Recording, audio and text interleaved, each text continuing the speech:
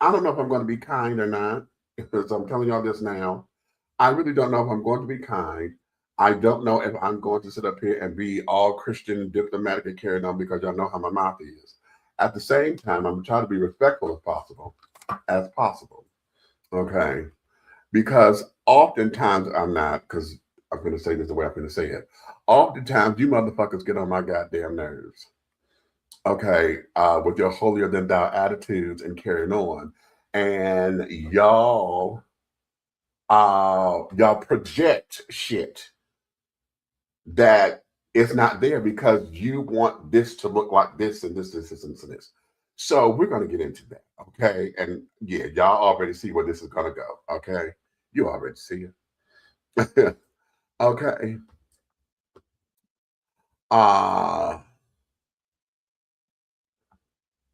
So be that as it may, let me go pull the video so that we can get into it. Let me bring Red up in here. Red, you ready?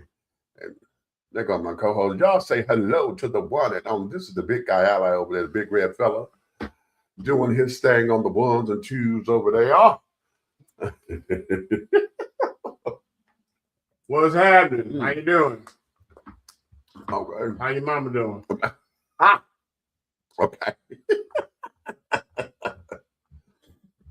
So yeah. So let me go pull the video. And we figure to have some fun. What?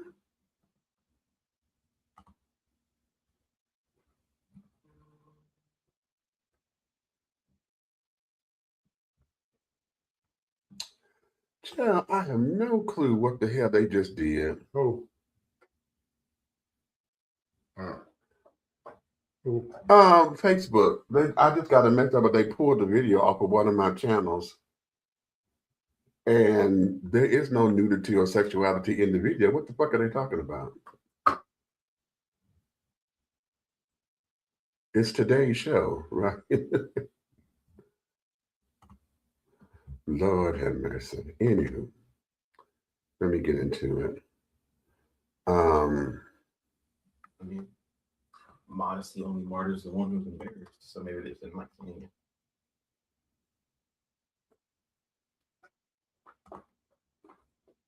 Weird. Mm-hmm.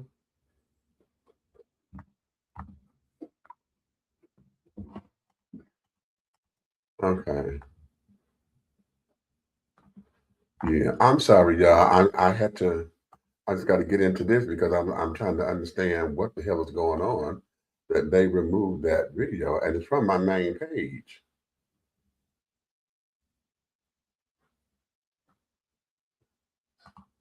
So I got to see what the hell is going on.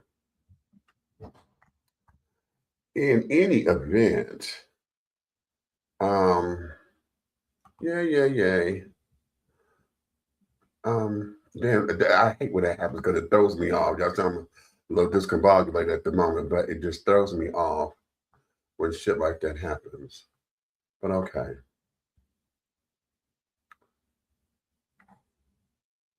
All right, hold on. This is an Instagram. It's coming from Instagram, so it's kind of loading a little bit.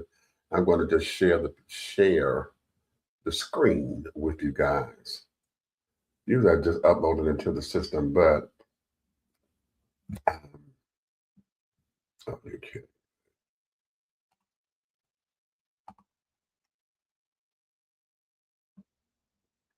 So yeah, they say the page ain't responding. See, this thing is trying to throw me off. Mm-hmm.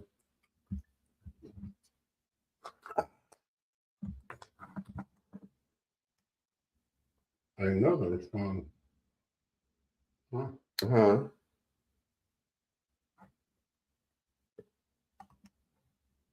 Is that voice thing even working when I talk? Yeah. I'm talking when I'm talking to the voice thing. Yeah, wait a minute, let me go. Thank you.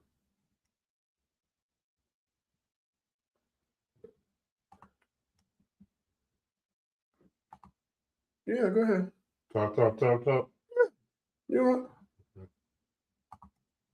What?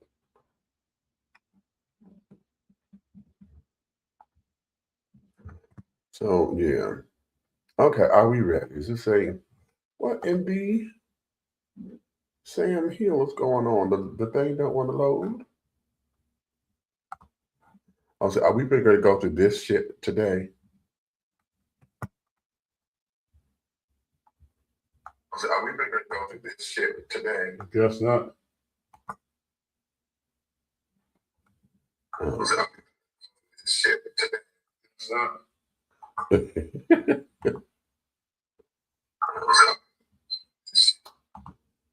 Oh, Lord have mercy.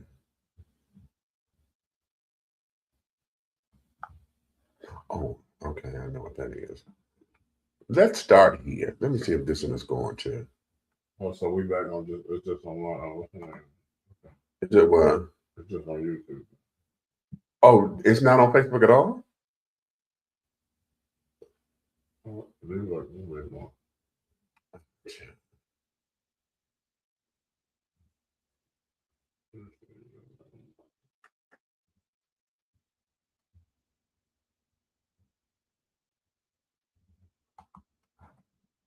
Okay, well, here we go. Now the doggone videos don't want to act right. They don't want to act right. I just went through all this. See? Not that one. But anywho, y'all, let's get into it because I'm gonna talk about it and try to find another thing to show you. But it is really, really, really, really too much for the world and not enough people to handle. But wait a minute, hold on. I think I got one that's going to play. Is it going to play? Skip this. Okay, hold on. We got it. Let me share this so that y'all can see this because I want y'all to get into his thing first, right?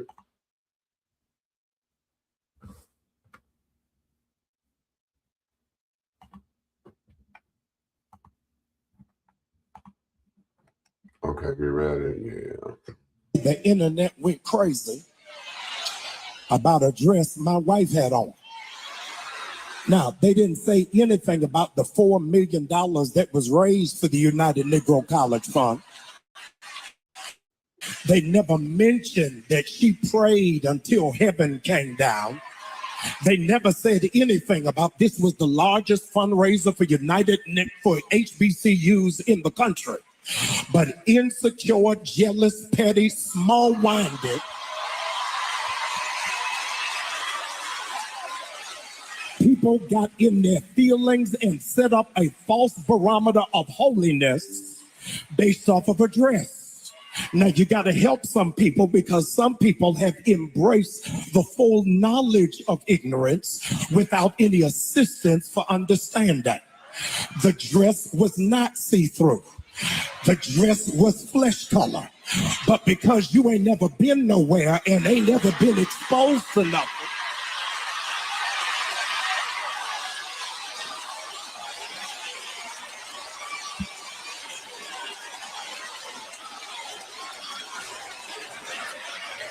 furthermore, I needed to set the record straight. Y'all don't like this. I need to set the record straight. I bought the dress. And I like it. I don't care whether you like it or not. She ain't mad to y'all. She mad to me.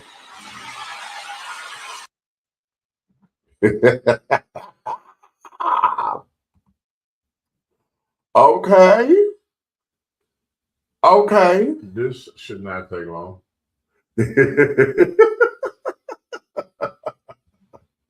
But hold on, I'm going to get the other part of this because where is it? Hold on, because I want y'all to hear this part that was said in the. Hold on, let me come back because I got to share this. Okay, let me share this. Share screen. I'm going to share that, and go. Met his wife the other day, and I guess you call that a flesh colored dress. I don't know. I don't know. It's black dress and flesh color. It gives the illusion that she's not wearing anything underneath. And I heard the preacher when he defended her dress by saying, first of all, he bought the dress. And then he said, I want to address people who don't know anything, who haven't been anywhere, who don't know nothing. So I guess our objection to a man of the cloth presenting his wife in public looking like a $2 whore. Two. Two. At least two. Now, I didn't say she was. I'm not talking about her. My statement is not about her. My statement is about him. I said he presented his wife, and he said he bought the dress. Those are his words, not mine. And there is nothing classy about that. There's nothing modest about that. He said we haven't been anywhere. What I would like to know is where have you been? Where did he go? So I'll make sure that I never go there, because I don't want to go anywhere, and I come back with that kind of a notion. Now I will say this, and this is a comment about my wife, not his wife. This is a comment about my wife. My wife wouldn't have done it, no matter what I said. She just would have said, honey, I'll wear this for you. I wear this for you at home when we know the grandkids aren't coming. Because there is such a thing as decency. Decency. Y'all don't like me. But in public, at an event where everyone will see, I don't know of a greater way for a man to demean his wife. And if he doesn't think that that is demeaning her, there is something wrong with him.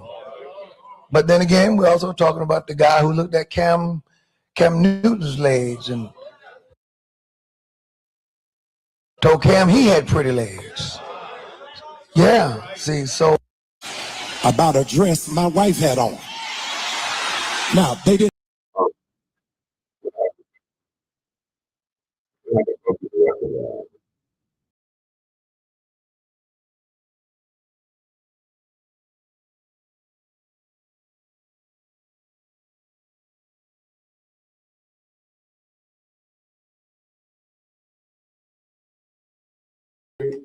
Come on. There we go. All right. So y'all heard that, right? And this, not another. And I'm going to go here. Why is it that those who feel as though they're being bold in the spirit and feel as though they are teaching and giving a lesson or whatever, that this becomes a whole big to-do, and you use your pulpit for badgering, for bullying, for basically, this is a whole shit show, right? You don't like the man and carrying on, and on top of not liking him or whatever, this becomes a whole big to-do, right? Something like that. I'm sure he could have called Pastor Jamal and they could have talked that out like two grown men. Okay, he could have had his opinion and be like, dude, what the hell are you doing? And blah, blah, blah, blah, blah. You decided that you want to take and make this a teachable lesson okay, to your congregation. And then, now you keep saying you didn't call her a $2 whore, but you said $2 whore.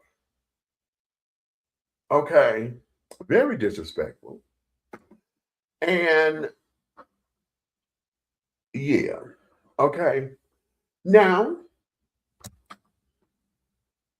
Jamal, being the clapback king that he is, okay,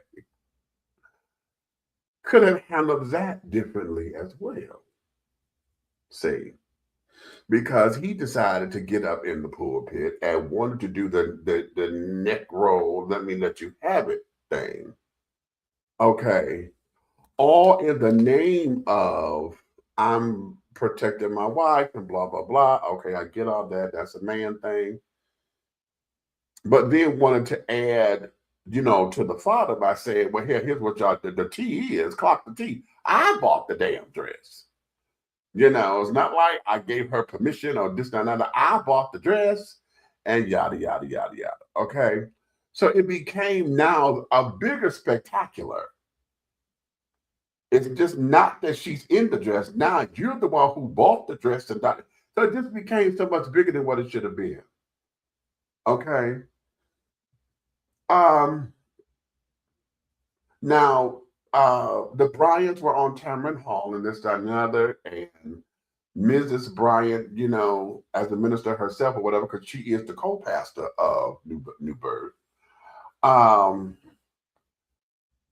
She stood up and said her piece with it. She was comfortable with the dress or whatever. She wanted to it was a designer she wanted to work with and carry it on, and so it became a few things.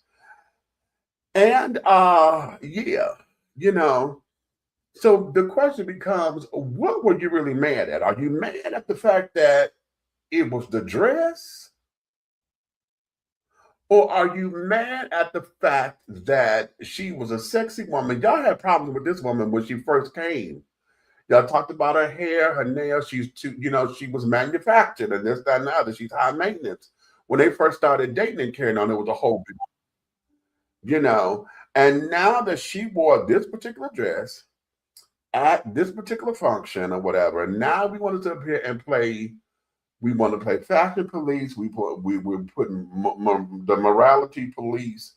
We're sitting up here now, wanting to sit up here and pass judgment, and that really wasn't your place. Have your opinions, but that should not have aired to where we're here on social media talking about your opinion in that fashion.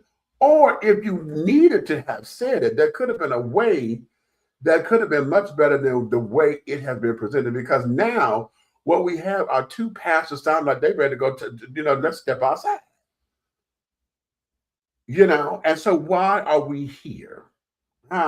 Why are we here? And then the smug little reference when he says, he said he bought the dress and this, that, and the other, blah, blah, blah, blah, blah.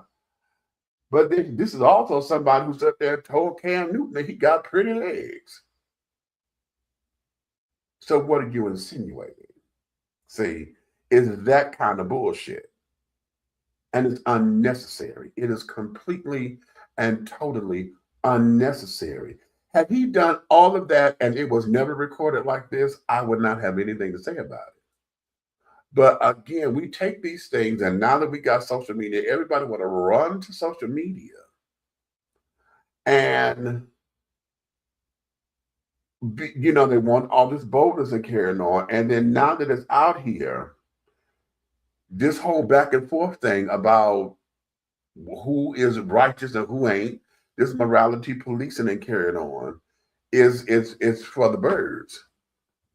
It's really and truly for the birds. And now here we have another strike against the church, and particularly the Black church.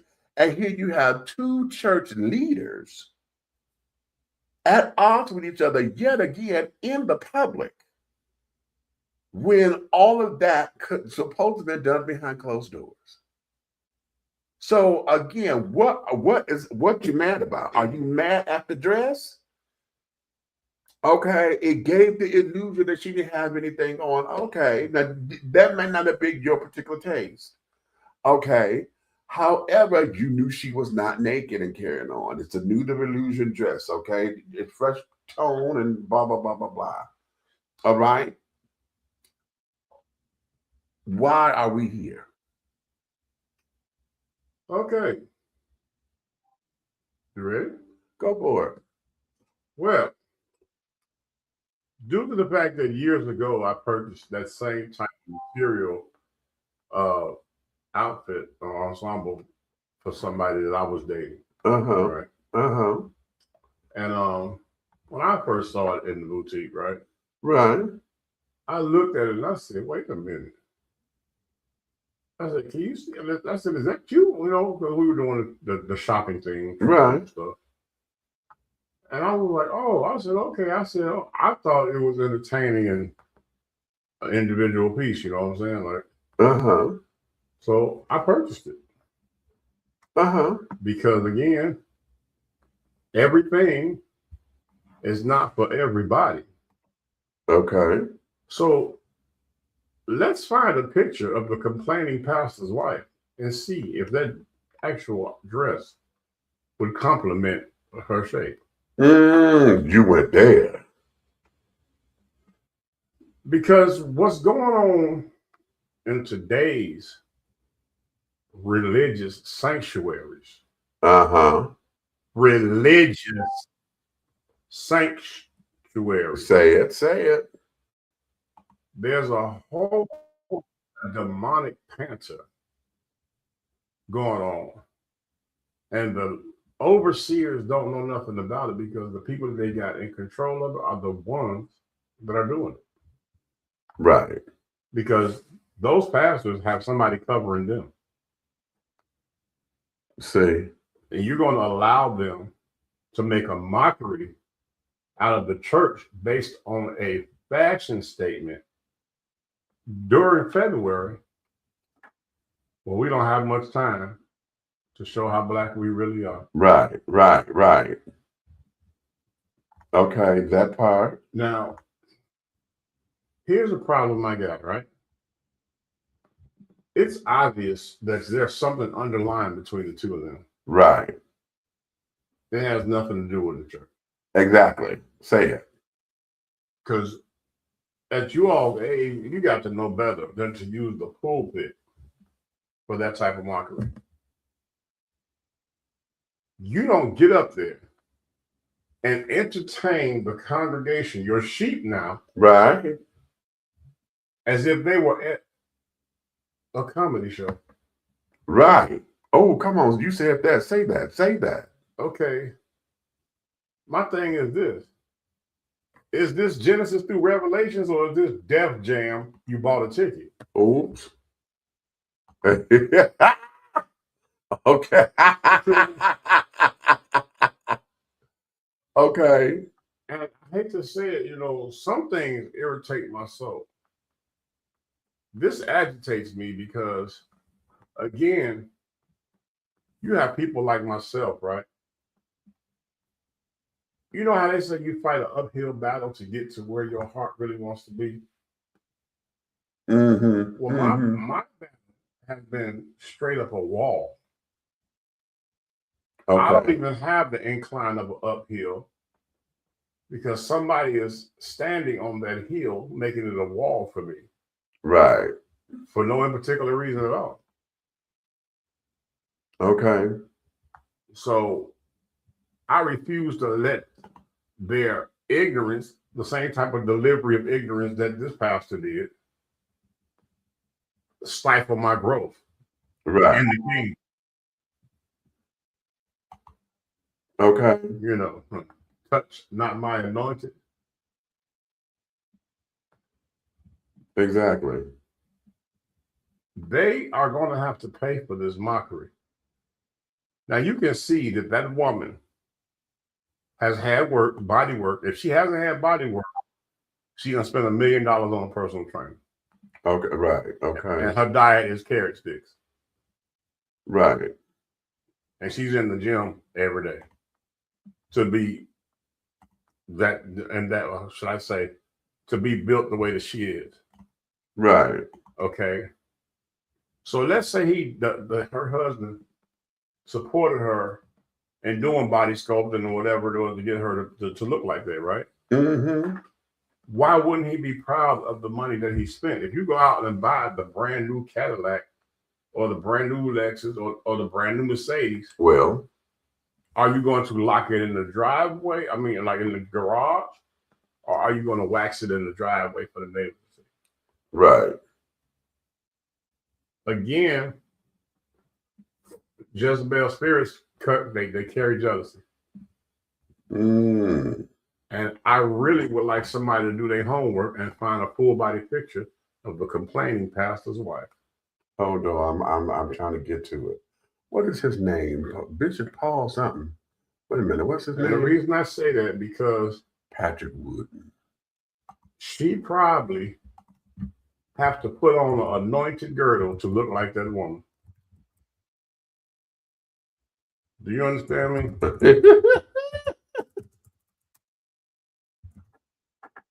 Now, yes, I'm now. There's one part of me as a minister and a man of God that, yes, to me, the church that's an inappropriate place for that. Uh-huh. But if they were going out to intimate dinner on the red carpet somewhere, an awards or something, whatever, Right. They were. then she can rock it. They were. They were at a fundraiser for the NAACP HBCU thing. Okay, so then let me ask you this. It was a formal affair? Yes. Okay, so then guess what? As usual, the first thing given to me in my spirit, in my crawl, his wife can't wear that type of stuff. Okay. And I think it's just sad that right now people are divided and watching this. Now you got two men of God, right? Right. And now you all starting to act like Biggie and Tupac. And exactly. See? Exactly. And exactly. When we were supposed to be one body in Christ. Exactly. Now, here's another problem I got with this, okay? And I'm going to let it go. Uh-huh. Because I'm trying to hold my mule right now. Okay. You ready? Stop trying to pour traditional ways of the church onto everybody coming in. The reason people are running from the brick and mortar churches and ducking and dodging from you when you're trying to pray for them or come to them and offer them Christ in their life, because you're trying to make them be everything from the 60s to the 90s and what it's supposed to look like in church. Right. And right. And guess what? If you keep recreating the same vision of the same type of saint, that's not growth. That's duplication and manufacturing. That's right. That's right. And he didn't say duplicate my will. That's right. He said do his will. Spread the word, the good news of the living God. Teach people. Get out and save souls and teach them the tools they need to remain that way. Teach them how to go and spread that news. Right. Teach them how to be contagious in Jesus. Okay. Okay. Okay. This is Pastor Patrick Wooden, and this is his wife, Pamela. And I see that's Pamela. Okay. Sir, I'm sure that based on the Lane Bryant cut that she's wearing right there, I'm sure if she took her clothes off when you all are having your intimate session, she probably opens up like a can of biscuits. I just could tell right there that she could never wear that type of outfit. You said a can of biscuits. So what your problem is, she looked like everything that you sneak around with. Mm. And you got a problem because he don't have to sneak around. He got it at home.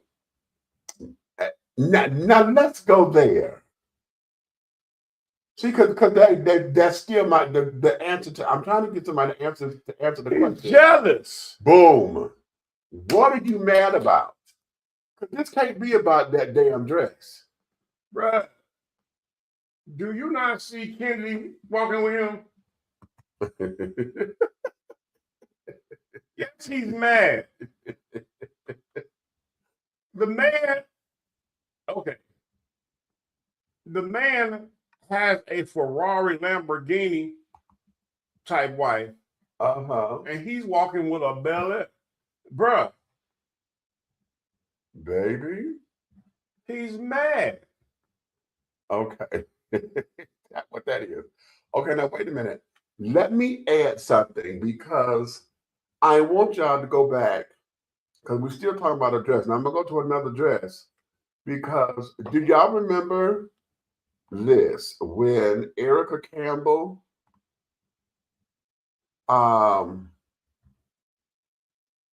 they were trying to have this little dress controversy about her because of her album cover? Do y'all remember this dress? What's wrong with it? Everybody jumped on her. They were like, this is too sexy for church.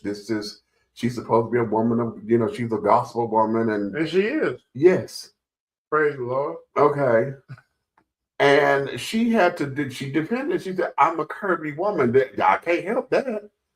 The dress is not, it's form-fitting. It's not all that tight or whatever. I'm not revealing anything. There's no skin showing. Okay, outside of the obvious stuff. Well, okay, well, you know what, y'all? Call Big Red because I told her she could wear the dress. Okay. Okay, because if she was mine, I'd have bought every color. Okay. And every shoe to go with it. Accessories and purse. Y'all gonna leave Erica alone. Take that down. I don't know. Leave my baby alone. Take that down. I'm mad. She said young girls shouldn't only get sexy images from people who are not proclaiming Jesus. I am, says Campbell. You know what? Hallelujah, baby. Okay. We're gonna praise him together. And that there. Because what's saying that she's disrespecting anything. You understand what I'm saying? You see what she had on? Right. So you would tell her that she can't work the usher if she came in with that on? Well. Come on, man. Come on. That's why I'm going to tell y'all something. I can't speak for nobody else, but that's why I'm a believer. I'm not religious. Okay. And listen, that's my alarm, honey. What we're going to do, we're going to take a little commercial break. And when we come back, honey, we still going to stay on this because, see, this is pretty great to feed into. Call Erica on the phone. This is going to feed into church mess. Do you really know where it's coming from? I do. Do you really know where it's coming from? And what is it? What is it about? Okay. So here, give us a couple seconds. We're going to be right back after these words. Okay. Wait a minute. Where am I? Yeah. Okay. And I want to go here first.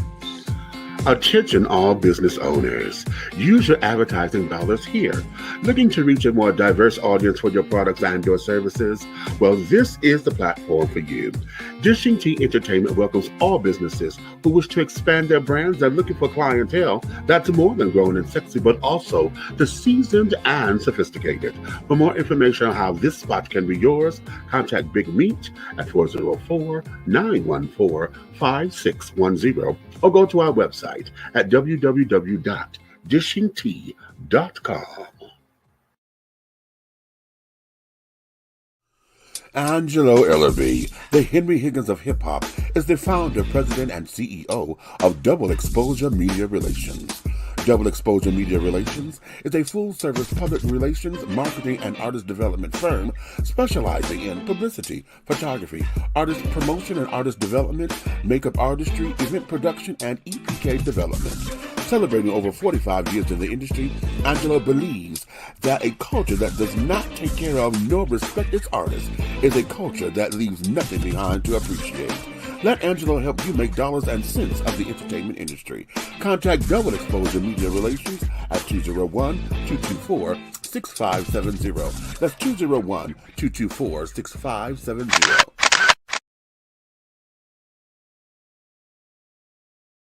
How you all doing? My name is Jason Panner and I'm the CEO and founder of B Condoms. Today I'm going to show you what it means to have the largest condom on the US market. As we can see, I have one of our Platinum XL B condoms in hand and I have a ruler right there. The ruler is about 18 inches, right? What I'm going to show you right now is how I can actually take our condom all the way down to my elbow, right? So what you can see, we're pulling it all the way down. Now keep in mind, not only do we have the biggest condom in the market, our condoms are also pH sensitive, they're vegan friendly, they're organic, and we don't contain any of the fillers that other brands have. B Condoms, biggest condom on the US market, takes you all the way down to the elbow. Make sure to protect the culture. Thank you and take care.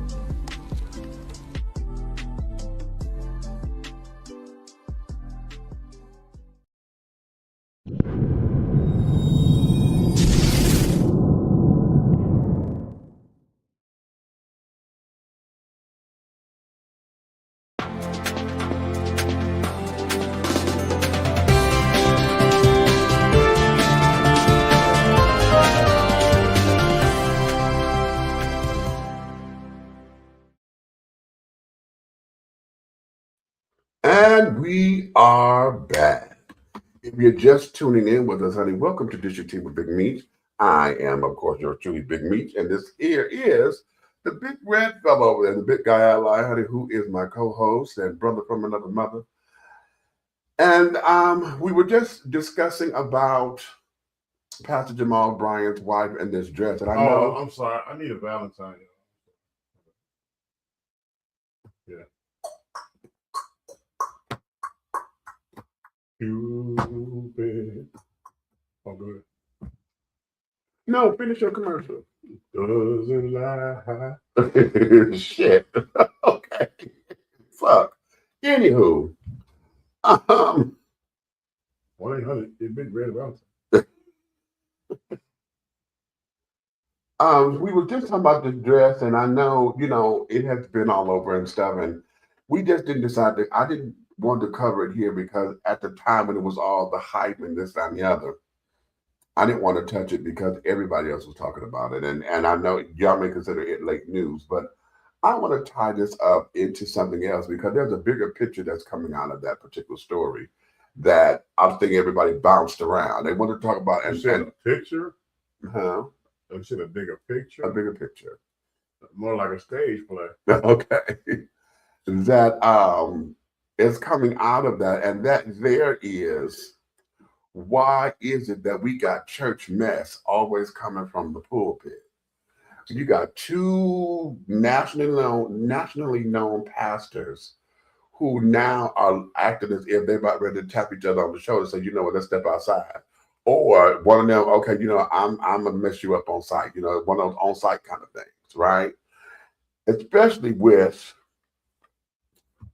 the one saying that that you bought the dress and she's looking like a $2 whore. See, that's too much. He took that way too far. Okay. First, because of who you are and where you're standing at, you should have never said that. That should have never come, and especially you in the pulpit. Now listen, I thought that was a sacred area. Okay, now I want y'all to understand something.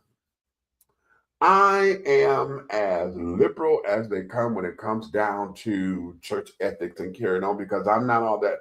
I don't consider myself to be a Christian. I've removed that title a long time ago because under that title has been a whole bunch of damage done. I am a believer. I'm a follower of the Christ consciousness and all of that. Okay, that's where I am. I also know that my consciousness and how my journey with God is, it has elevated into a plateau that most traditional folks won't accept. And that's fine because this is not their walk. Okay. So why are they always trying to put your shoes on? Good question. Because they thought because they could wash my feet it meant something. Oh. See, they still want to do the WW. What would Jesus do? Oh, Uh-huh. okay, all right. Uh-huh. Well, if you know, I hear a lot of people talk about your culture, right? Yeah. And they talk about there's no. Matter of fact, my old pastor was he was a stickler for this. He used to say there was no Adam and Steve. Yeah. Right? Well, there's no neck and neck either. I thought it was supposed to be a head and a neck. and a Right? neck. That's good. But it was a neck Wait a and minute. neck. We putting that on the t-shirt. We putting that on the t-shirt. I was just saying, one neck got to be more powerful than the other. Okay. I mean, the one neck is scared of the other neck. I mean, Oh, right. Well, you know, and so now what we have, as I said, we got these two pastors going at it. And yet, you know, across the country, across the world even, you know, y'all hear a lot of folks talk about church hurt and this, that, and the other. But what ends up happening is we get a lot of church mess. no, don't say church hurt. Okay. Don't say that no more on this show. It's people hurt. Call it for what it is. It's people hurt. Well, okay. The church is in you. There we go. Come on. Okay. And if okay. Okay. Yeah, I'm praying tonight. Child God be with me. Long Spirit fill me. Look, the church is in each and every one of us. So the message you go through that detours you from going to a sanctuary to worship Christ. Mm-hmm. You know what I'm saying? You know, you pray to God to, you know what I'm saying, to do the humbling, the foot wash, to tap in. Uh-huh. You know what I'm saying? And use the gift that God has given you. You know, it's not the church because the church is within you. Right. Okay? It's the people. Mm-hmm. You understand what I'm saying? The people behind the church that God has given them. Uh-huh. And God has given each of us a church to carry right here. We have to ask for a clean heart. Mm-hmm. When that heart is cleansed and we truly, truly believe in what we're asking for, and our faith is 100% because He's only going to gift you and walk with you on faith. That faith, He has to know that you are with Him wholeheartedly. You open up your heart to God, and you never know what doors are open for you. But if you're using the brick and mortar or the position of being over the sheep or the flock to cause havoc, you're going to be stifling your growth. I'm sorry. Your praise and worship is just as good as a cigarette. Okay. You're stunting your growth. So I'm a victim of it. But at the end of the day, people, we gotta get it together because one thing ain't got nothing to do with the other. And you're putting people in situations of the opposite of what you're supposed to be doing. If you are in leadership and you're supposed to be bringing people to Christ, saving these souls, what good are you to go under the water, cleansing yourself? Because when you come up, you're supposed to come up white and pure and be that servant, which all of us are. Titles mean nothing. Right. Servant. You come up that servant for Christ. But what if you just come up a wet, messy devil? Same way you went down.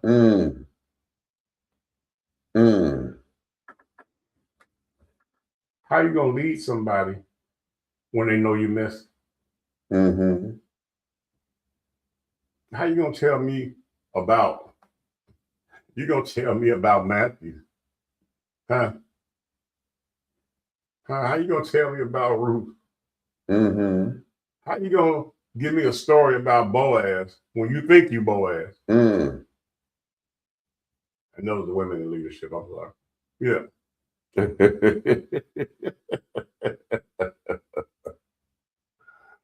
I'm telling y'all today, we don't know the time nor the hour. Are you really ready? Because you're doing the devil's work, and everybody's trying to give the devil so much credit. Oh, that was the devil. It wasn't the devil. It was the person that had a hidden agenda, and they're hiding it behind the Bible and the laws of the Lord. Don't say that. Now there we go right there. You want to sit up here and talk about scripture and how things are supposed to go and what's traditional Right. in the church. Right. So where is it traditional that you lie on your flock? Where is it traditional that you put one against the other in your flock? Where is it traditional that you lie to your overseers in order to make your flock look bad? Where is it traditional that you're trying to buy your way into position? How about it? Where is it traditional where you have no information but a whole lot of labels? Where is it traditional where people are supposed to confide in you as a leader,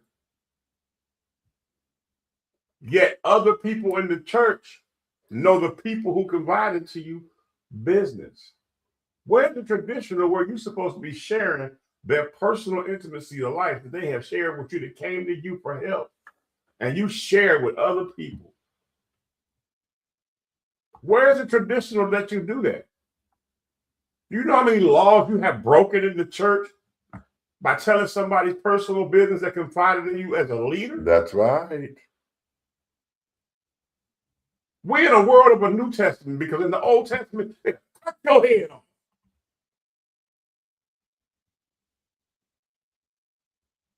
Get it right, because I'm trying to tell you. And all the trolls that's watching, that's telling you that I know. I'm praying for you. I love you with God's love, because it's his job to show you what you're doing, not mine. Okay. Okay. Now here, let me go here, because I need to piggyback on a couple of things. First off, I'm gonna do. Let me go back just a little bit, because again, we're still on church mess and carrying on and where it comes from, and I want to share this particular image too, because Fantasia had her bout with folks saying about her dress. Okay, did y'all remember her wearing this dress? It was on one of the BET awards, or the sister one. She was singing "Mary, Don't You Weep" in this dress, and because of this dress, the folks set up there, church folks now, set up there. Oh my God, that's too worldly of a dress. She ain't got no business singing no gospel song or nothing like this. Huh? Do y'all remember that? And again, what do we have? We got messiness. We got church mess, church gossip, and it becomes. I need to ask you a question. Yeah. Okay, the world knows you're a gay man. You're openly gay. You know you do all the doggone. You know what I'm saying? Switching up the divinity and all. Okay, we know all that, right? Right. What did you see wrong with that dress that she had on? I didn't see anything wrong with it. I want you to think, what did you see anything wrong with that dress? I didn't see anything wrong with it. Again, Meech, people don't want to believe when I say this. It drops into me. Soon as something happened and said, and it's shenanigans, the answer comes to me like that. With jealousy. You can't wear it. Okay. Right. Let me explain something to y'all real quick, and I'm going to give it back to Meech. I need everybody to repeat after me, and the people who are still here with us, I want you to type it in the chat, okay? Everything It's not for everybody. Okay? Ah, Okay. All right. okay. So now let's go here because, again, we're talking about the messiness and carrying on. And what you just outlined, it has multiple layers and carrying on in it. And I say that because um,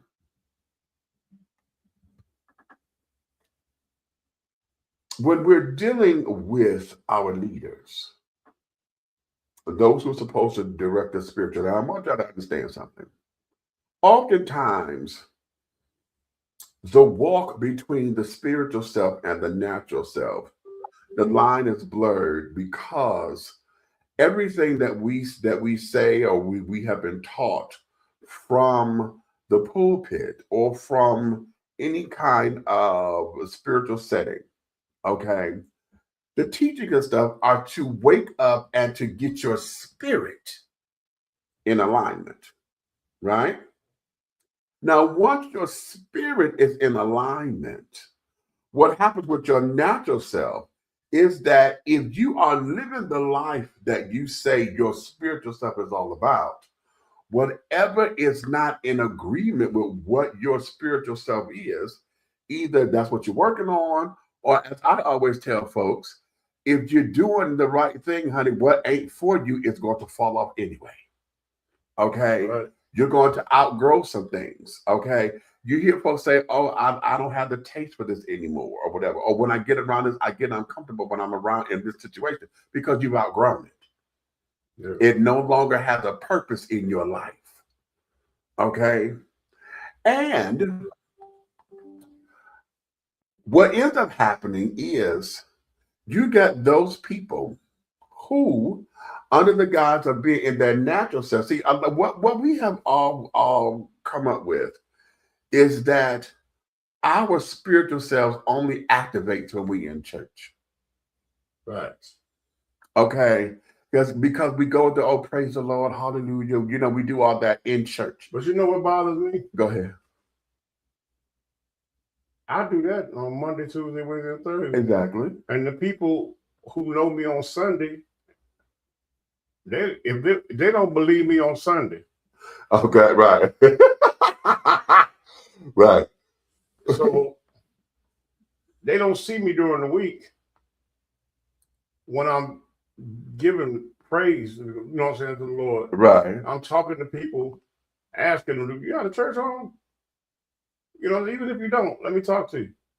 Right. You know, simple conversations. And you know what my favorite one is? Which one? Is when a woman thinks you're interested in her. Uh-huh. She think you flirting. Yeah. And you flip it to Christ. Right. Okay.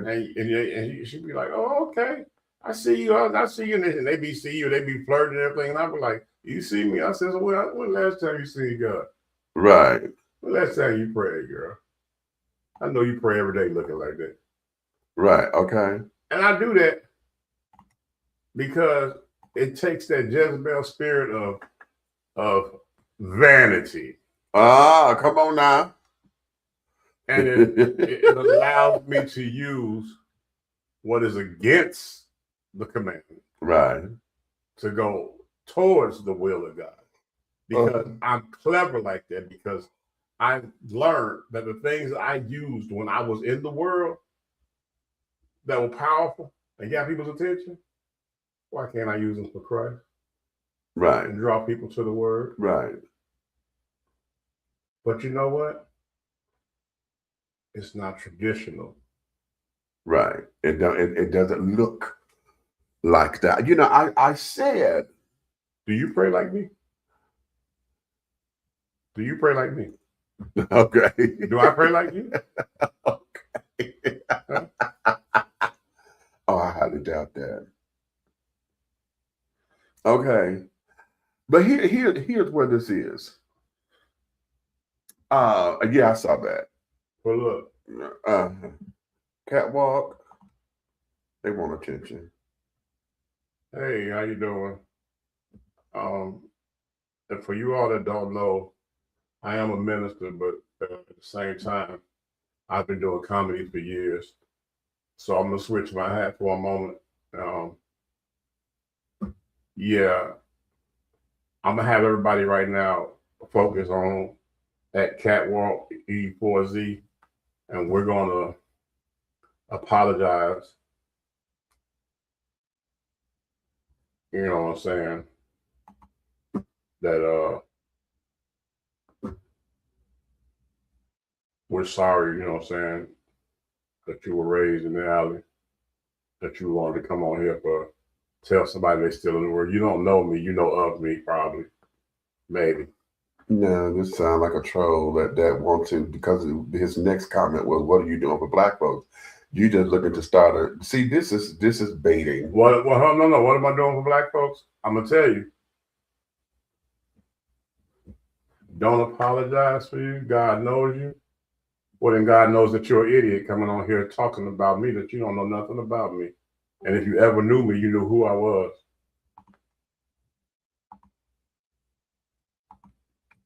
So yeah, because we all come from somewhere, right? Okay, yeah. A lot of this and carrying on. You know, ask yourself those questions.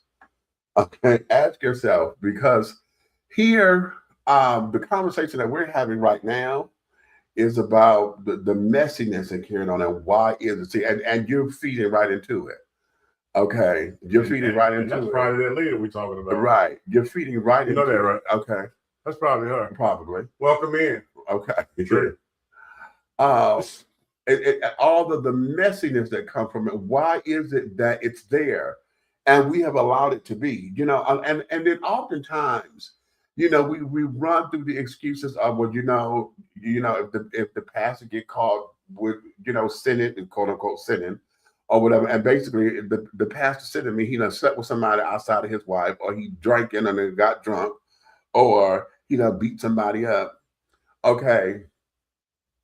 Or whatever the case may be, that's not a good look for him. Right. Then all of a sudden we had to go to, well, he's still a man. You know, he's still a man. But what does that mean?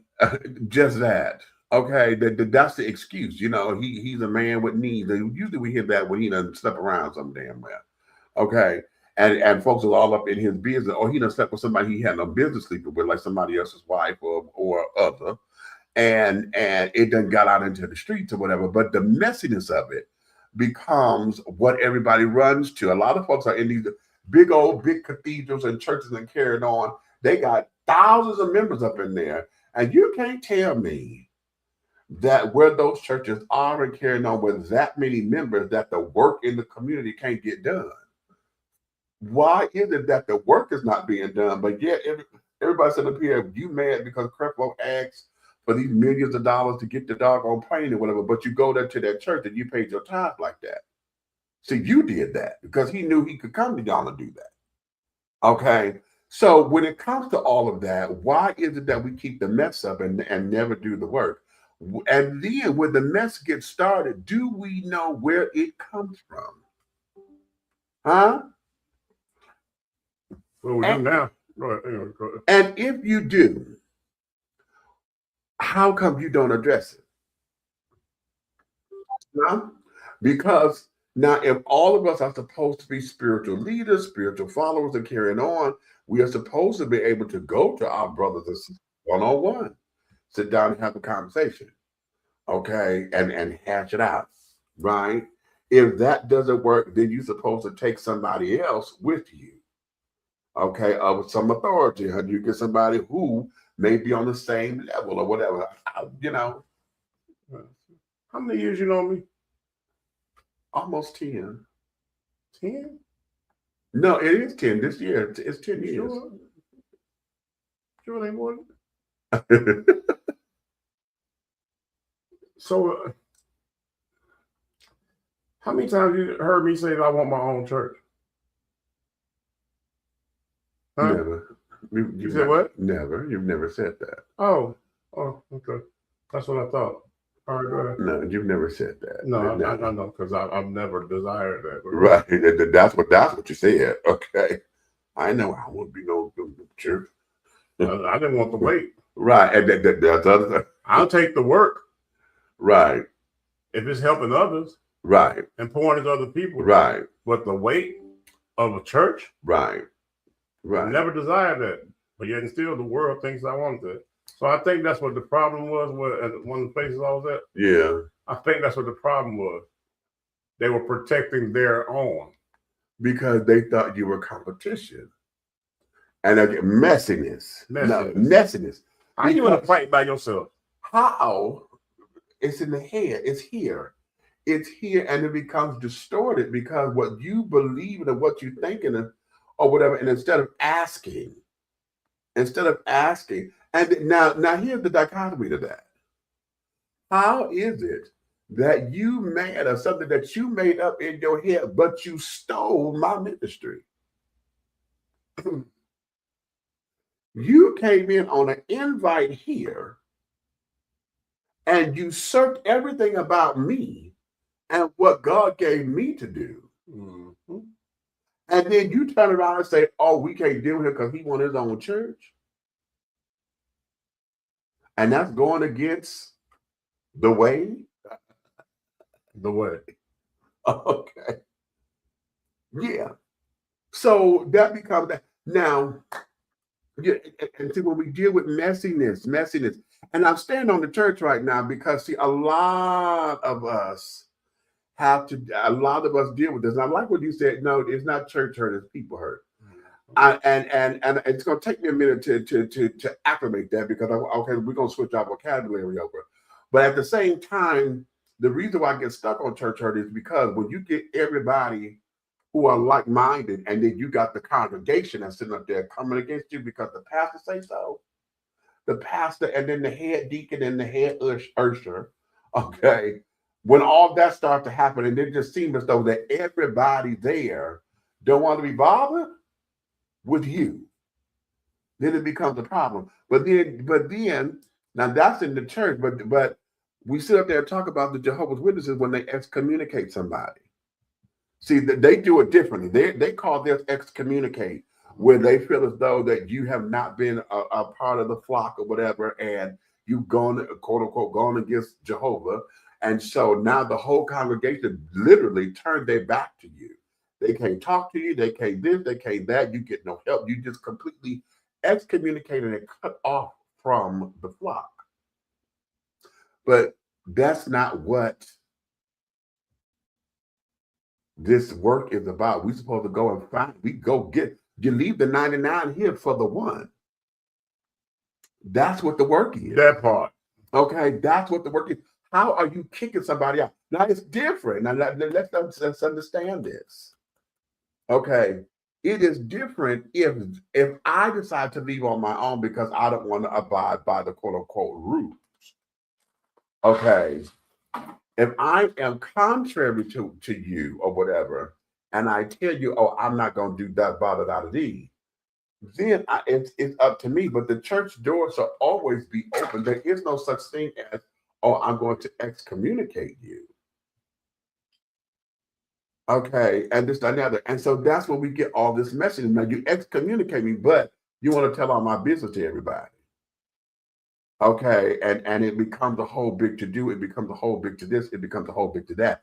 And then we come out of spiritual growth, and then we start to go into control. Because now, because you say I'm not supposed to do this, you still don't know what my journey is and what assignment God has for me. So if God is telling me to reach out to such and such and so-and-so or whatever, and I'm still in communication with them because this is something that's part of my development, my growth, who are you to tell them not to talk to me? Mm-hmm. Okay, who are you to tell them or to tell me who I can and cannot? And then want to throw, oh, that's just the enemy talking. How dare you? You don't have that authority in my life to understand who the enemy is for me. Because as far as I'm concerned, you have just become that.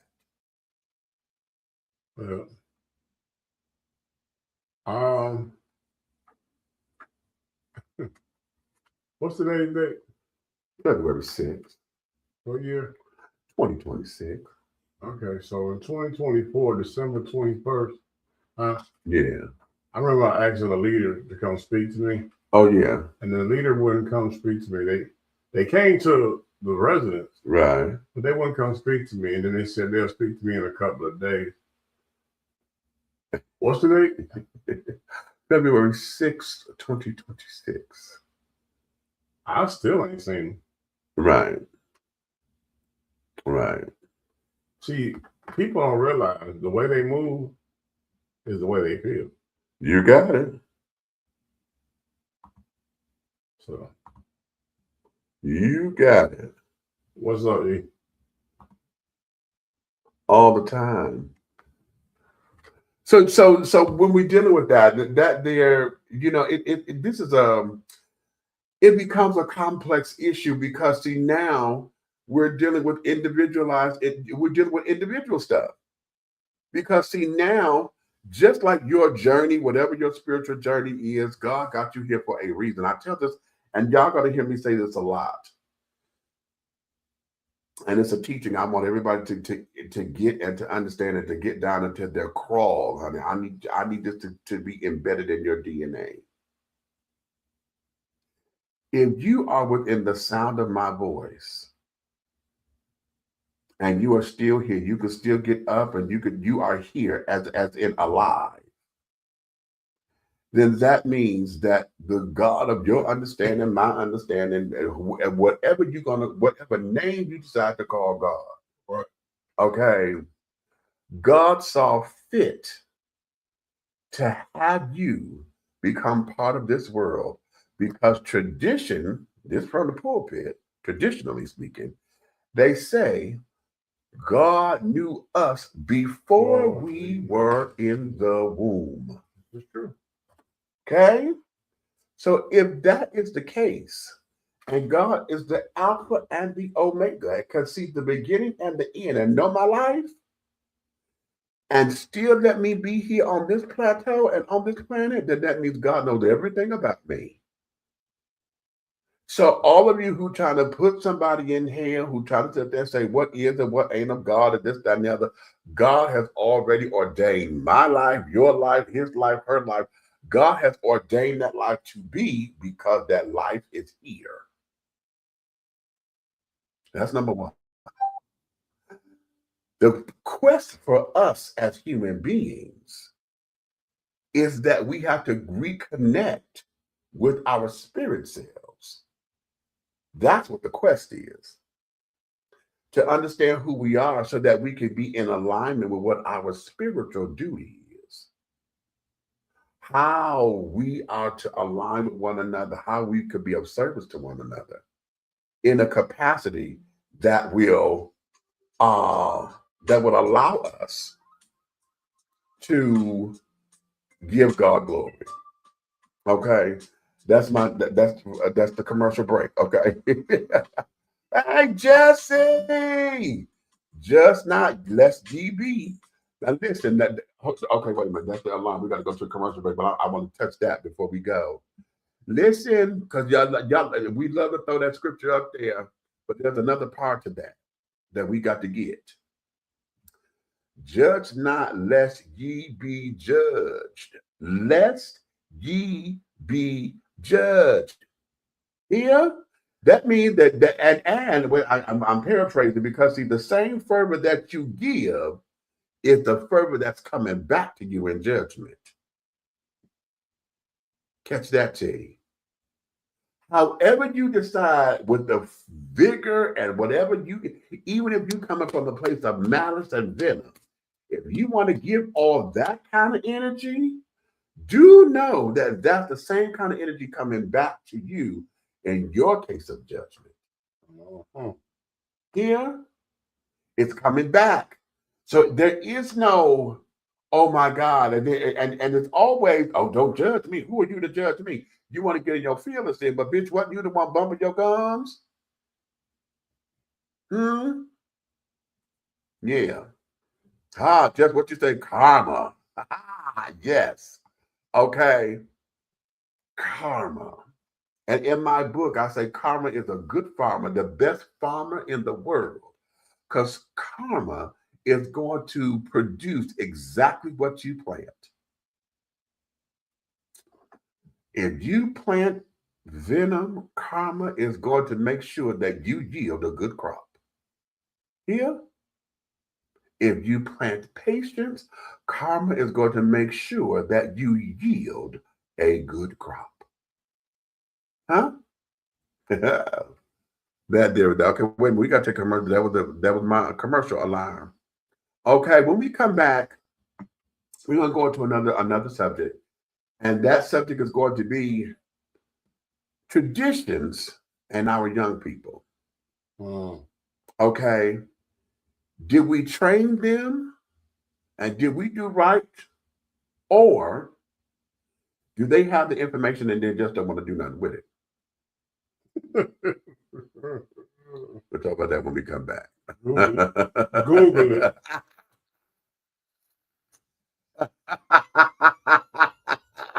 Wait a minute, you're going to make me holler up in here. Oh, wait a minute, where am I going? Where am I going? Where am I going? I forgot where I was going. Oh, we'll go here. Welcome to Alo Nana. Treat yourself to the luxurious experience of having all natural shea butter soaps and body balms that will soften, radiate, and even exfoliate your skin. Alo Nana products are designed with you in mind to promote overall health and wellness the way the nature intended. No dyes, no colors, no chemicals. Just pure love, like receiving a hug from grandma. Get your Alo Nana today. Contact Aunt Nikki on IG or call 267-629-1364. Alo Nana, building a legacy, not a letdown. I'll put this on the YouTube. I'm gonna put this on the YouTube. Hey Demetrius, what's going on, Demetrius? Dennis Taylor, what's going on, Big Meech? They call me Big Meech.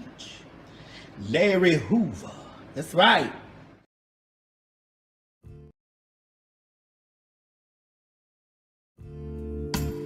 Be bold, be unique, be the tea. With a unique body oil fragrance from the Sensuality Fragrance Collection. The Sensuality Collection embodies a unique array of customized original scents created by Big Meech. Indulge yourself in such fragrances as eye candy, foreplay, anticipation, shower fresh, naked beauty, or pay homage to the motherland and choose an oil from our exclusive Wakanda collection. Over 17 different scents that will tantalize your senses. Order yours today. Log on to www.dishingtea.com for more information. Because remember, it's all about the tea. Sensuality, that is.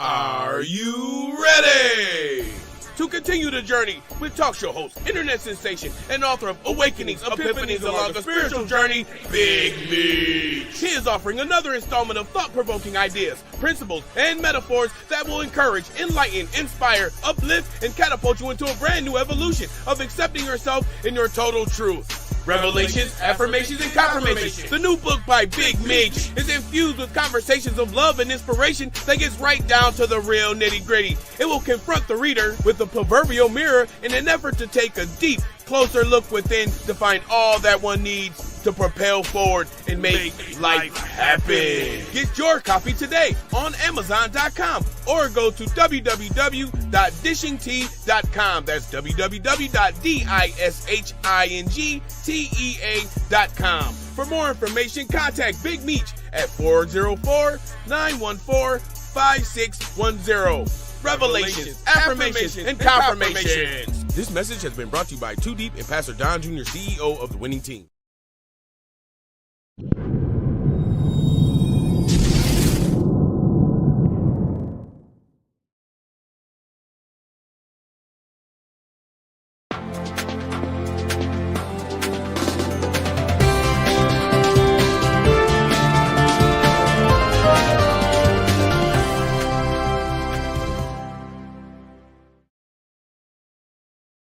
And we are back.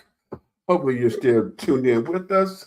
You're Dishing Tea with Big Meech. I am your host, Big Meech, and this is my co-host over here, my brother from my mother, the big red fella over there, the big guy ally, as we like to call him. Listen, we're going to dive into something. I had my nephew come and I said, listen, give me a topic. And he came up with traditions and young people. And we were like, okay, wait a minute. And the conversation was, no, y'all were taught that. And he said, but we don't, my generation don't do, seems as though we don't do anything with the information. And that came out of his mouth. Okay. And I thought about that for a second. I'm like, okay, wait a minute. Let's look at He that. particularly also is trying to say that we didn't teach them the tradition. Right. Like we were taught the tradition. Right. And in the same way, in the same format and this and the other. And okay, he may have a small minor point in the fact of his wording, because our generation did not teach the traditional stuff in the same manner that we were taught. Okay. And why? Because we found a different way of educating our children, right? It's more of here's the information.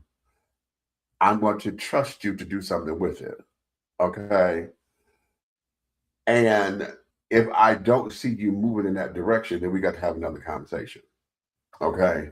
Because you see, our generation taught our kids how to do it.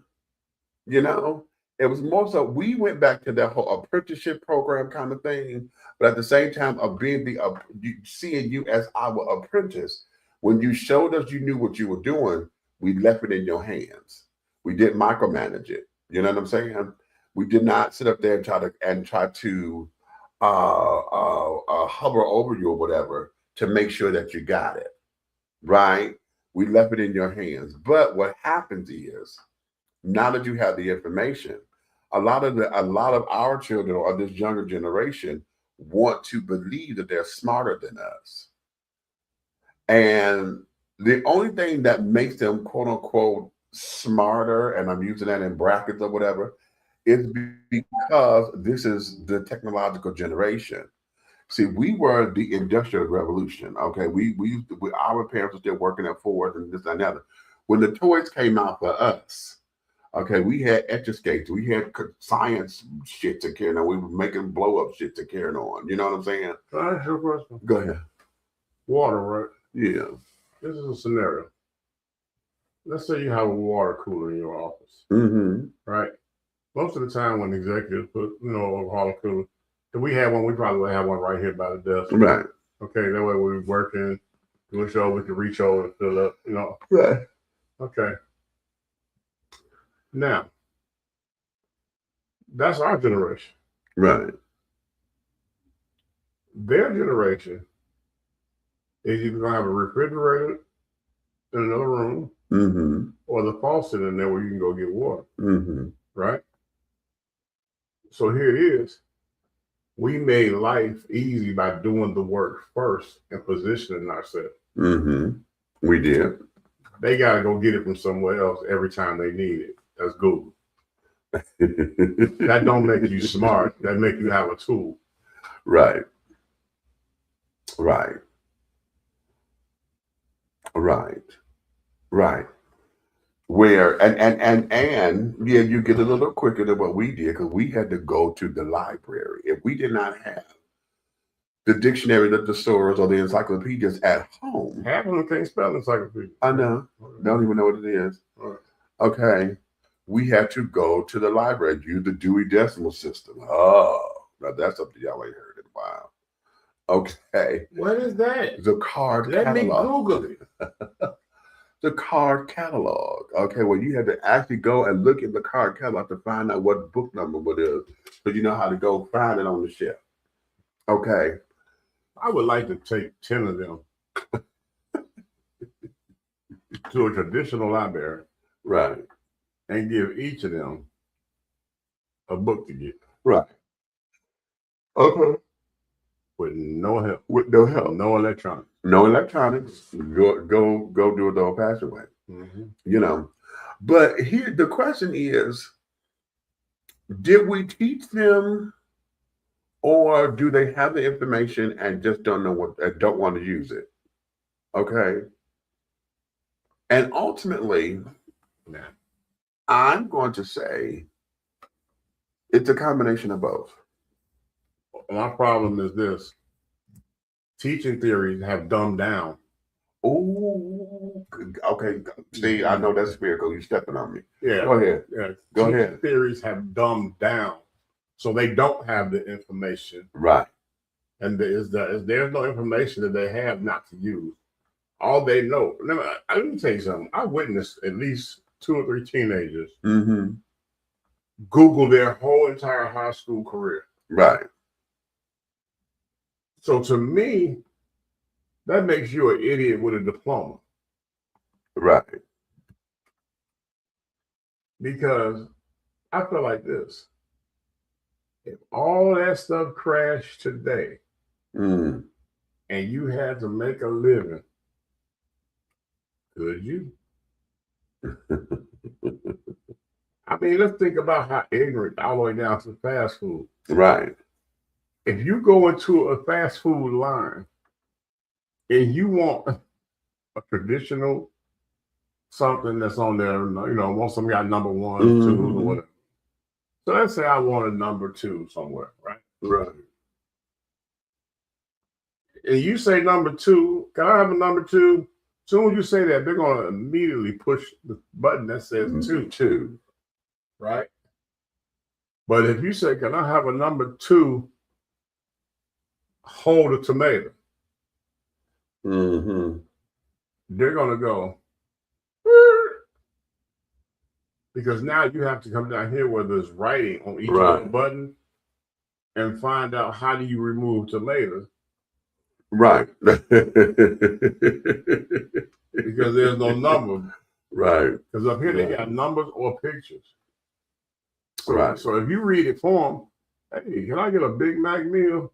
Okay, it says Big Mac meal on the picture of a Big Mac meal. But if I say, can I get a Big Mac meal? But can you make it with chicken patties? Right. Right.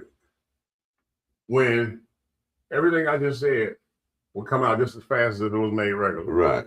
When we were working. Right. Yeah. Yeah, I work at Hot and Now, honey. So yeah. I crack that joke all the time in drive-thrus. Because I like things a certain way, and it's like some things I just don't. I stop eating certain things. Okay. So I would say, like, give me an egg and cheese this, right? Right. And they'll be steady trying to give you meat. I didn't say about no meat. Right. But they'll stay trying to give you the one. Oh, you want a number? So no, I didn't say that. Give me such and such and such. Then they like, okay, and most of the time they go, a hold, please, because they're going to get a manager to be able to ring that up. To bring it up, right? Because there's no button for that, right?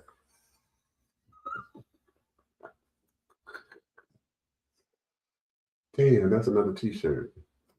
There's no button for that. There's no button for that. Okay. But now I say that it's a combination of both, because I know many of us, and y'all know I'm not a biological parent, so my teaching and carrying on with my children and mentees or whatever has been, I went the extra step because they were not my own. You know what I'm saying? And to make sure that they trusted me enough to want to be up under my tutelage, up under my care, up under all that. Okay. And so, it was the responsibility in it. You know, you always want your children to master something so that they can be better than you in whatever that is. You want to prepare them in a better way that you were prepared. You know, you want to give them all the tools so that when they get ready to go tackle this world, they have everything that they need in the toolbox that's going to help them get us an assignment done. But they think that big G is all they need. Right, right. You can't tell them nothing because they think they know it all. Right. And they say, and then this is where they make the mistake at. Mm-hmm. Asking Google or Chat GPT or AI anything, right? Mm-hmm. It's not knowing it. You don't know it. Right. If you have to ask a electronic device the answer, you did not know the answer. Right. The definition of knowing is I ask the question, you reply with an answer. Right. Don't pick up nothing electronic. You respond with an answer. You don't give me hold on and start clicking and clicking and clicking. Right. No. No. Okay. That does not, in your little bitty pea brain, you think that means you know it. Right. Oh yeah. Because you know how to go to the thing real quick. Okay. Or just like I tell people all the time, when they tell you stuff like this, the texting error, right? Yeah. You're so insecure with your life and yourself that all you know is to text. But you will respond to a person when you see them and say these words. Yeah, I already told you what I was going to do. Mm.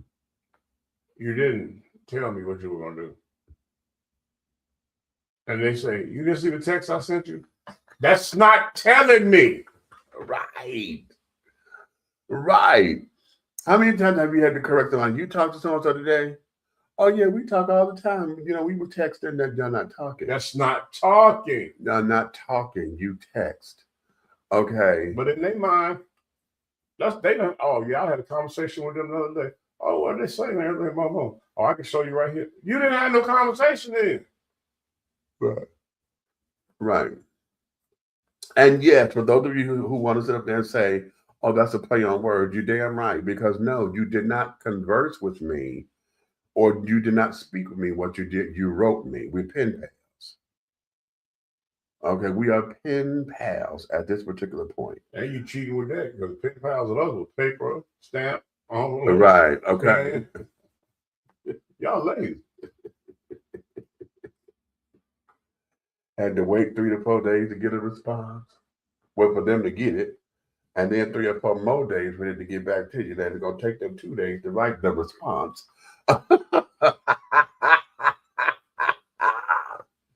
Could you imagine? Hey, let me see. You know what's funny to me? I would like to take one of them, right? Some between the age of 18 and 21, and put them in a bubble, right? Yeah. And tell them, I'm gonna give you $10,000 if you stay in this bubble for 7 days. Oh, not 7 whole days. But the only thing in that bubble, you can talk on the phone, right? Right. But the only thing in that bubble is books, right? Mm-hmm. There's a phone in there, right? Mm-hmm. But it's a not a rotary dial. Not a rotary dial. Oh yeah, yeah, I'm testing your patience. Yeah. You are hateful. That's the only phone in there. And on Monday, Wednesday, and Friday for 2 hours, you got internet. Right. But it's AOL. Right. And you better hope that nobody call you. Right. But there's no color on the screen. It's just green words. And you can type.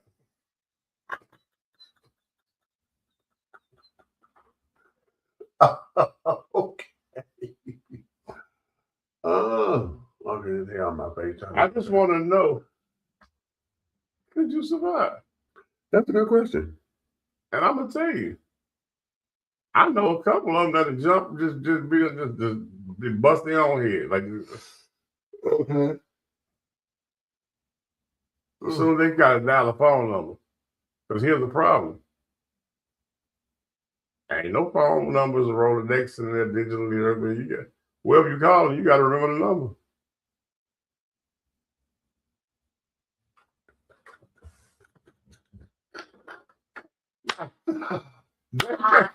Wait. They think that would be cruel and unusual. Oh, wait. punishment. I But that was a way of life. Keep the screen on me. It's making my eyes. But that was a way of life for us. Listen. You walk up, whoever you think about, you dial their number. It was the coolest thing when the handheld phone. It was my grandmother's phone, right? And I didn't know that they had it in the handheld, right? And she was, because usually we had the big old one on the table. And I thought I've always wanted one of them phones, right? I thought, ooh, but baby. Had the little curve with the doggone circle in the middle. But here's where it is. You have not lived and understand upset until you misdial a number. You got to start all over. To start all the way. Hilarious. Okay. Hilarious. God. You know how many times I couldn't get through to a radio station trying to win a contest because I missed the number? What? Trying to be the 8th caller. Okay. And wait, and the phone didn't have the push button to say redial. So you No. You had to, and all of that, and we love the phone number that was right there, the 5, the 4s, the because it's right there. But if you did that, you hated down the 0 because 0 meant you got to go, and it's got to come all the way back. Okay, and it ain't like you could just go. If it's a double 0. You gotta take your finger off so it'll go back and then come back and let it do it again. Mm-hmm. You ain't lived until you thought you get that 0 with that 9. No, let me tell you, here's a number for you, right? One of the most famous numbers in the world. Say it. When you doggone had a rotary phone and you trying to get the house fixed up. 588-2300 Empire. Dial that on a rotary phone. Oh my God. What would 8675000? How did that work? And see, now, Grant, catch that. Because the first 2 digits of the phone number used to be the exchanges. Okay, that's how you knew, like Woodward, that was a WO, right? So that's what you did. And now that's not my generation, that's Mama's generation. Okay, that came out when the phones come out, that was them. And thank God that we wasn't the switchboard operator because they had the punch cord, the pull cords or whatever. Y'all see them in the old movie, they had to take it, I'll connect you and connect the line and this, that, and the other. So in saying all of that, to go to the point of, did we teach them? Yeah, we had no choice but to teach them, especially our kids. We didn't have, now our grandmothers were not, our parents, our mothers that carrying on, were not necessarily the one that was going to come and snatch the baby or whatever. Now I helped my mother raise my siblings. Again, I don't have any biological children, but I couldn't rely on Mama to come and get this, this, that. Now she's done it a couple times when she come over to my house and she said, "Now I'm the mother." Okay, and she had all of my kids and stuff together because I was sick and they wasn't taking care of me like she felt. But anyway, so you have not lived until that. So we had our parents and their generation did one thing, and we learned through, you were told what to do. You do it because I said so. Okay. The end. Period. There's no conversation because I said But so. if you remember, TV commercials, the birth, of course, it came from one of those Caucasian persuaded. When the little girl said, "Why?" You remember that commercial? Why? Everything that her parents told her to do, I asked, why? Yeah. But why? Why? And I thought about that commercial the other day. I said, wait a minute, it's her fault. Yeah. She started that. Yeah, they did all that. But she started it in their household. Right. Because why get you doggone knocked out? Because you're talking back. You don't question me. But it's just crazy when you think about it. Mm-hmm. They would literally just bust their head on the floor. They ain't gonna survive. Right. Right. And that's all in this whole idea of independence. Wanting to do it my way, wanting to then and say that I'm my own person. Okay. Yes, our generation, we ushered that in, right? Because we're the 90s babies and carrying on. Now, 90s, we're young adults because that's our 20s. Okay. So, we had innovated, we were hip hop, innovation with fashion and carrying on. The asymmetric hairstyle became the shit. And this, that, and the other. So we were experimenting with understanding our adulthood, figuring out our power.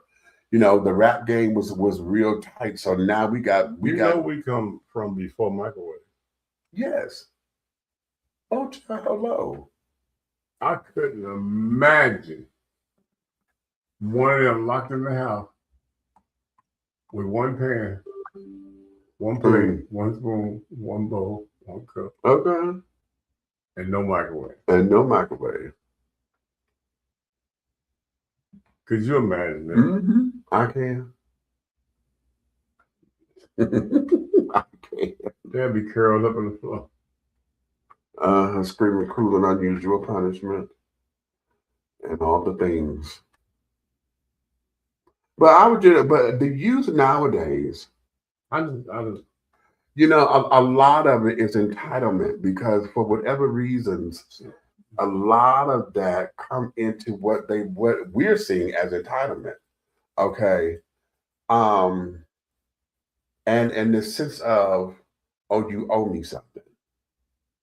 Like, no, I don't owe you anything. No, you did not ask to be here, but you are a gift from God. So now that you are here, don't think that I'm supposed to sit down here and completely jump through a hoop for you.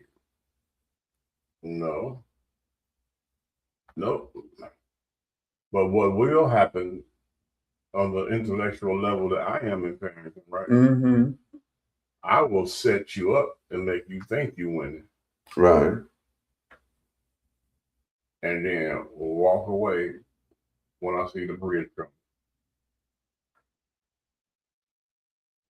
Because one thing I don't do is forget. Okay. I didn't forget. Right. But that there is that. Listen, we're gonna let y'all get into it. I know this is one of them shows where anytime we talk religion over here, y'all get a little quiet on us. But that's because I really believe that oftentimes we don't have these conversations enough. And some of you may feel as though you can't relate or don't know how to get in on it. And here's the secret. Nobody does. Okay, when we talk about spiritual stuff over here, everything about us, and it's particularly with my teaching, is to help you to realize who and whose you are. Your power base is your power base, honey. Okay, and once you accept it, however you're going to accept it, if you accept it on the good, and I'm going to say that in the light and carrying on, then we can work with you. If you want to stay in that darkness, that's the stuff that you say. Okay, but just make sure you get all your hope and your help and stuff from over there. Over there. Okay. Right there, around the way up the round, right next to Right. the thing over there. You can't miss it. It's dark. It's hot. Okay. So, with that being said, my darling, it's been awesome. Yeah, this has been a cute little thing, honey. We'll introduce Black History Month and things of that nature. I got to come up with some Black History facts like I did before. I got one. What? I got a Black History fact. Grandma buys a skillet brand new and she burns it when that's called seasoning the skillet. That's a Black History fact. The cast iron skillet that they make the cornbread in. And also is what they make a good weapon for Ray Ray. Oh. But Ray Ray was the second to get it because they didn't want to hit the kids like that. The first person to ever get it was the promiscuous father. So remember, your grandmother's grandmother made the black skillet famous, and that show February Black History Month back. And there you have it. And there you have it, Doc. So listen, I gotta get my eye dropped. My eyes are getting tired. All right. So with that, honey, listen, you guys go have and be a fantabulous time, honey. For those of y'all who better get ready to go out, it is Friday night. Be careful out there. You know, I don't know where you are. I know it done cooled off here. We got 62 degrees today. Yeah. Okay, but it's supposed to get back down into them low numbers. So if you're somewhere where it's cold and snowy, if you ain't got to go, don't go, child. Okay, should stay your ass at home. Okay, but if you just got to go shake your booty or whatever you're gonna do when you get out, have a good time and make sure that you guys do what you're supposed to do to arrive alive and come on back home. You hear? So on that note, honey, you may finish all of your crumpets, baby, because the tea has been dished and you've been dishing tea with Big Meat, honey.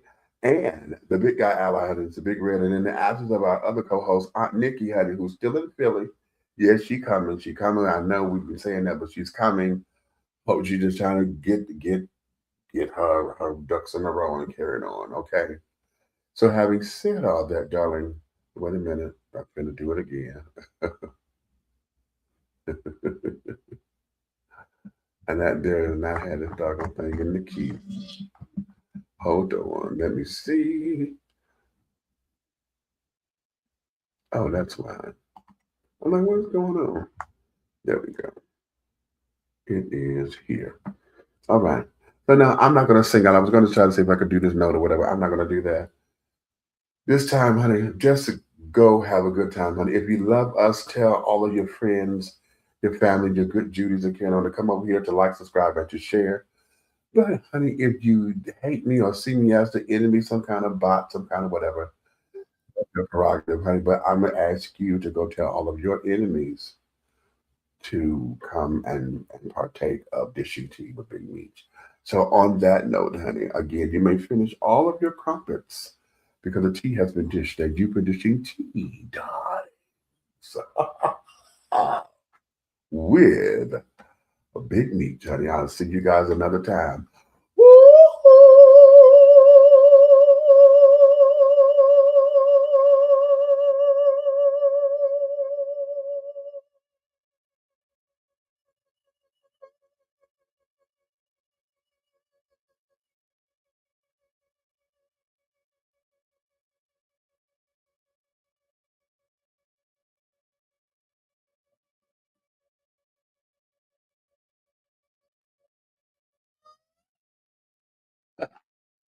And scene. How?